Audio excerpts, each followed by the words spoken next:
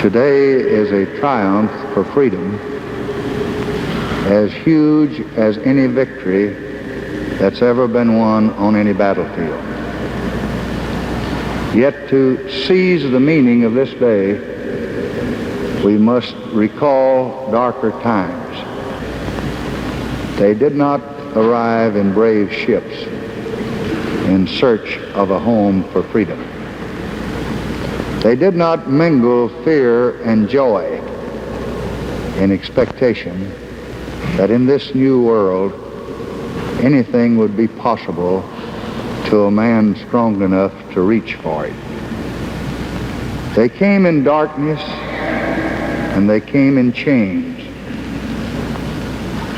And today, we strike away the last major shackle of those fierce and ancient bonds. The stories of our nation are like two great rivers, welling up from that tiny Jamestown spring. They flow through the centuries along divided channels. It was only at Appomattox a century ago, two rivers, one shining with promise, the other dark-stained with oppression, began to move toward one another. Yet for almost a century, the promise of that day was not fulfilled.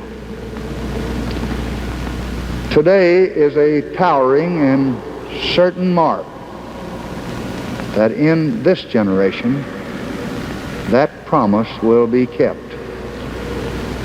In our time, the two currents will finally mingle and rush as one great stream across the uncertain and the marvelous years of the America that is yet to come.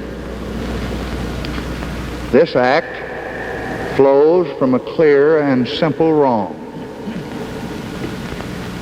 Its only purpose is to right that wrong.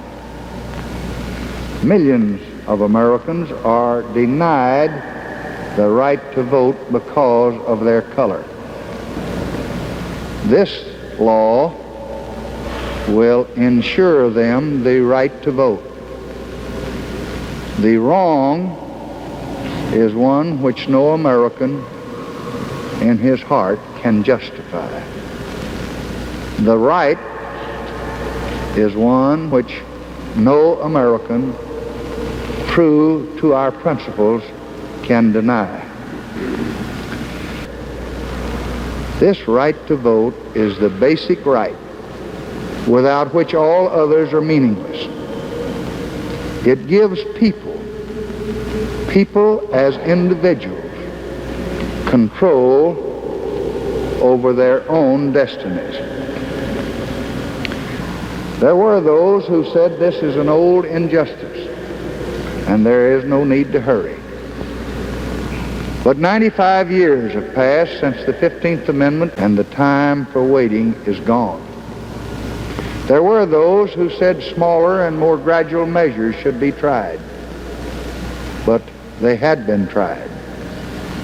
For years and years they had been tried and tried and tried, and they had failed and failed and failed. And the time for failure is gone. There were those who said that this is a many-sided and very complex problem. But however viewed, the denial of the right to vote is still a deadly wrong. And the time for injustice has gone. You must register. You must vote. You must learn so your choices advance your interest and the interest of our beloved nation. Your future and your children's future depend upon it, and I don't believe that you are going to let them down.